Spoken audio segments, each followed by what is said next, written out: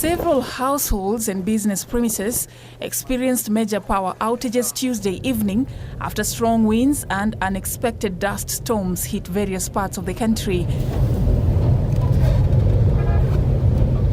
The rare occurrence also caused traffic snarl-ups on major roads as a result of poor visibility, with several objects seen flying, causing panic among motorists and pedestrians who were caught unawares.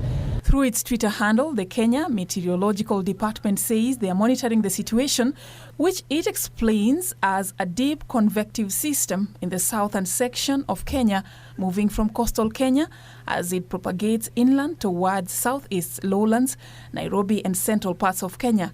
The Meteorological Department further explained that the system was characterized by strong southeasterly winds of about 15 to 20 knots, updraft and downdraft winds with heavy convective rains.